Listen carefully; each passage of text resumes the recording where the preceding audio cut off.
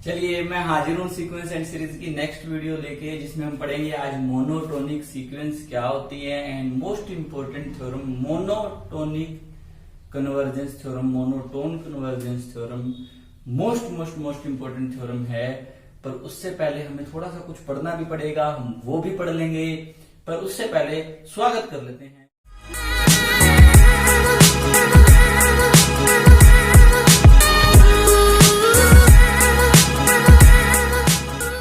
दोस्तों कैसे आप सब लोग, आशा करता हूँ कि आप सब बहुत बढ़िया होंगे। मैं हूं हेमंत मेहता और आप देख रहे हैं मेरे साथ आपका अपना YouTube channel alpha beta talks. चलिए आज की वीडियो शुरू करते हैं। आज की वीडियो शुरू करने से पहले मैं थोड़ा सा आपको याद करा दूं, अगर एन नाम की सीक्वेंस हो तो वो अगर बाउंडेड है, अगर वो क्या है बाउंडेड, तो इसका मतलब ये है कि एन की मैक्सिमम वैल्यू का मोड जो है वो प्लस के से किसी के से लेस रहेगा। यानी कि एन जो है उसकी हर टर्म, उस सीक्वेंस की हर टर्म को रोकने वाला नीचे भी कोई है और ऊपर भी कोई है। यानी कि उसकी कम से कम टर्म इतनी ही हो सकती है, ज्यादा से ज्यादा इतनी हो सकती है। वो सीक्वेंस इसके बीच में फंसी रहती है, वो बाउंडेड सीक्वेंस होती थी। और सुप्रीमम इनफीमम नाम की दो चीजें होती हैं। सुप्रीमम को आप बोलते हो लिस्ट अपर बाउंड। सुप्रीमम में यू आता है तो समझ आया करो अपर बाउंड है, ठीक है। और ये क्या होगा ग्रेटेस्ट लोअर बाउंड। तो मान लीजिए कोई एन सीक्वेंस है, जैसे मैंने बोला कि 1/n है, राइट। तो इसके टर्म्स क्या है 1, 1/2 एंड 1/1000 के बाद लगभग 0 है। पर कोई भी टर्म लगभग 0 है, सारी कोई भी टर्म बिल्कुल एग्जैक्टली 0 नहीं है। और जो हाईएस्ट टर्म है इसकी क्या है 1, तो इसकी टर्म जो है वो 1 से और 0 के बीच में घूम रही है। जितनी मर्जी टर्म्स हैं, ज्यादा से ज्यादा 1 हो सकती है, 1 से बड़ी तो हो ही नहीं सकती ना, कि 1 से छोटी होती जा रही है। और कम से कम कितनी हो सकती हैं 0 भी नहीं हो सकती, क्योंकि वो लगभग 0 है। 1/something, तो वो एग्जैक्टली 0 तो है नहीं, वो अप्रोक्सीमेटली 0 है। तो उसका लोअर बाउंड है 0 और उसका अपर बाउंड जिसे वो ऊपर से क्रॉस नहीं कर सकती। सबसे पहला अपर बाउंड कौन है उसका 1, और इधर सबसे पहला लोअर बाउंड कौन है उसका 0। क्या इसके और भी लोअर बाउंड है? अगर वो 0 को क्रॉस नहीं कर सकती तो वो -1 को भी नहीं कर सकती, -2 को भी नहीं कर सकती, -3 को। ये सारे लोअर बाउंड्स हैं। इधर वो 1 को क्रॉस नहीं कर सकती तो 2 को भी नहीं कर सकती, 3 को भी नहीं कर सकती, सभी को नहीं कर सकती। ये उसके सारे के सारे अपर बाउंड है। लेकिन अपर बाउंड में हमने लेना है लीस्ट अपर बाउंड, जिसे हम सुप्रीमम बोलते हैं। लीस्ट अपर बाउंड क्या है? जितने भी अपर बाउंड है सब में छोटा कौन है 1। और इधर अगर मैं बात करूं तो इनमें ग्रेटेस्ट लेना है, तो ग्रेटेस्ट लोअर बाउंड क्या है? जितने भी लोअर बाउंड है सबसे बड़ा कौन है 0। तो यानी कि जो सेट के बहुत पास चिपके होते हैं वही आपके होते हैं लिस्ट अपर बाउंड और ग्रेटेस्ट लोअर बाउंड। जो सेट से दूर होते हैं, जो सीक्वेंस की रेंज से दूर हैं, वो आपके लोअर बाउंड होते हैं। ग्रेटेस्ट लोअर बाउंड हमेशा सेट के पास मिलेगा। अपर बाउंड सेट से बहुत दूर भी हो सकते हैं, लेकिन लिस्ट अपर बाउंड आपको हमेशा सेट के पास मिलेगा। तो ये सारी हमने एक वीडियो भी बनाई हुई है जिसके अंदर आप ये सब जान सकते हैं। सुप्रीमम एंड इनफीमम के नाम से पढ़ी है वो वीडियो, आप देख सकते हैं। और बाउंडेड सीक्वेंस वही होती है जो ऊपर और नीचे से बाउंडेड हो। अगर बाउंडेड अबव बोल दे, अगर बाउंडेड अबव बोल दे तो इसका मतलब कि उसकी नीचे से बाउंडेड नहीं है वो। जैसे मैंने बोल दिया कि इंटीजर्स सीक्वेंस an नाम की, ठीक है, an is negative integers only. an किसको कंटेन कर रहा है? नेगेटिव इंटीजर को। तो नेगेटिव इंटीजर तो -∞ से शुरू हो रहे हैं, पता नहीं कहां तक जाएंगे, लेकिन 0 नहीं ले सकते। कम से कम क्या लेंगे वो, ज्यादा से ज्यादा क्या ले सकते हैं -1। तो ऊपर से तो बंध गई लेकिन नीचे से नहीं बंधी, तो वो है बाउंडेड अबव। इसी तरह से बाउंडेड बिलो और उनकी सभी की भी जानकारी पड़ी है।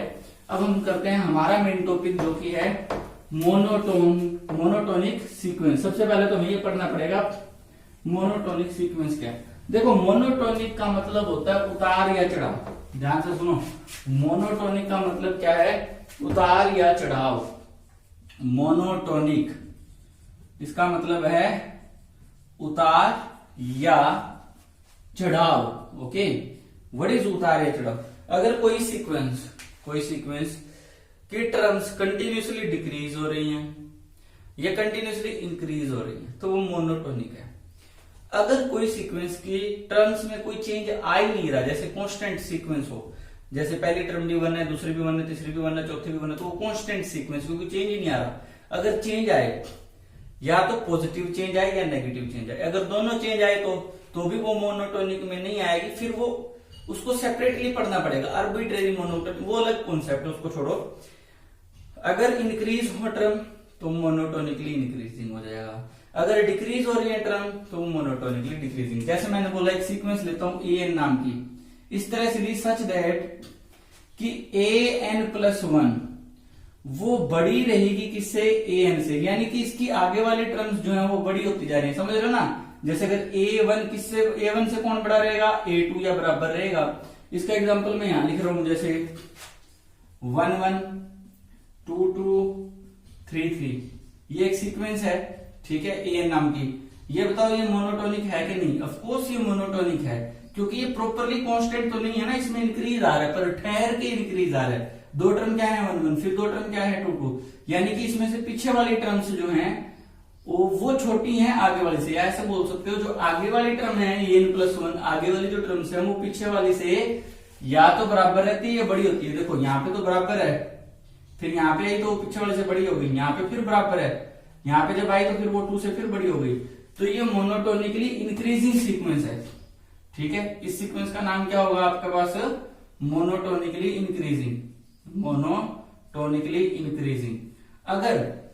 अगर मैं an कोई सीक्वेंस लूं जिसमें इस तरह से 1 2 3 4, यानी कि इसमें इक्वल भी नहीं है, तो इस तरह की इक्वेशन, इस तरह की सीक्वेंस को बोलते हैं स्ट्रिक्टली मोनोटोनिक इंक्रीजिंग सीक्वेंस।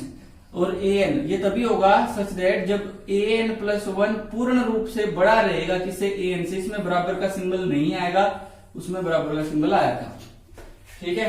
अब डिक्रीजिंग की बात करते हैं। अगर an का एग्जांपल लूं, जैसे मैंने ले लिया 1/n ले लूं, जैसे 1 1/2 1/3, ये पूर्ण रूप से घटती जा रही है, दिख रहा है ना, छोटी होती जा रही है लगातार। तो ये स्ट्रिक्टली मोनोटोनिक डिक्रीजिंग सीक्वेंस, ठीक है। और ये तभी होगा जब आगे वाली टर्म पूर्ण रूप से छोटी होती जाए, यानी कि जो बाद में आने वाली टर्म यानी जो an+1 है वो an से क्या होती जाएगी, छोटी होती जाएगी। और अगर मैं ये ले लूं तो जैसे मैंने ये बोल दिया, कोई और एग्जांपल लूं, यस ये ले लेते हैं। 5 से शुरू कर रहा हूं मैं, 5 और 5 4 4 3 3 2 2। तो देखो इसमें आगे वाली टर्म छोटी तो हो रही है, लेकिन वो एकदम छोटी नहीं होती है, उसमें पहले इक्वल का स्टेप भी आता है। तो ये होती है मोनोटोनिकली डिक्रीजिंग, सिर्फ डिक्रीजिंग, उसमें स्ट्रिक्टली, इसमें स्ट्रिक्टली नहीं, मोनोटोनिक डिक्रीजिंग सीक्वेंस, ओके। और इसको ये तभी होती है जब आगे आने वाली टर्म यानी an+1 या तो छोटी रहे या बराबर रहे पिछली टर्म से, यानी an से। तो ये चार तरह की होती हैं, ये चारों मोनोटोनिक नेचर है, ठीक है।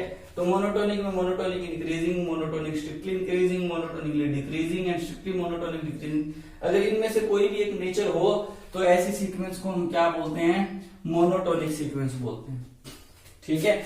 इनमें से अगर कोई भी एक नेचर हो तो वो सीक्वेंस कैसी बोली जाएगी, मोनोटोनिक सीक्वेंस बोली जाएगी। अभी हम करते हैं थ्योरम, और इस थ्योरम का नाम है monotonic convergence theorem.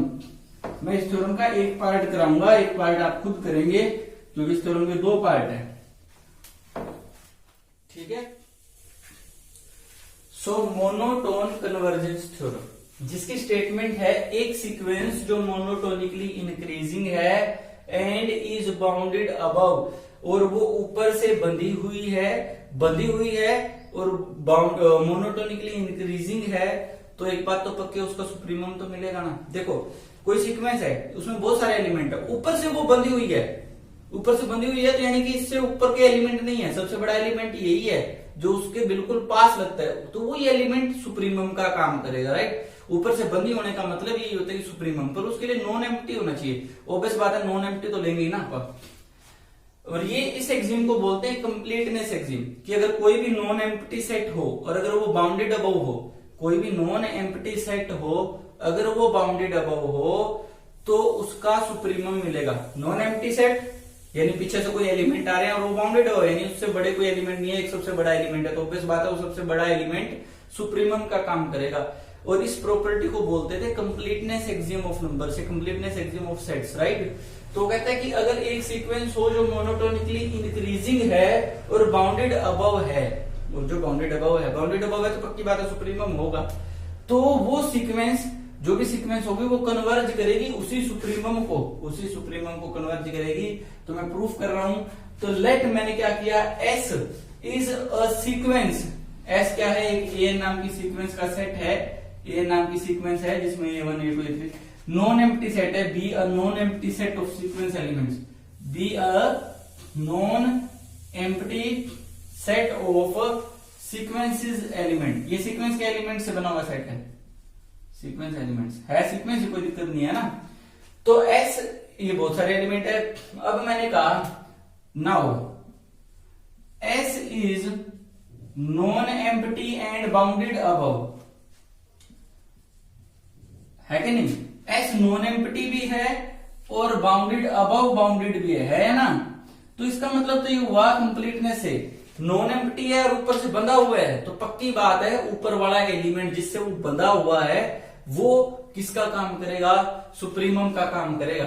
Non empty and bounded above, so there exist a supremum of A N sequence. तो ए एन सीक्वेंस का एक सुप्रीमम पक्का मिलेगा से यू, और उस सुप्रीमम को मैंने क्या मान लिया, यू।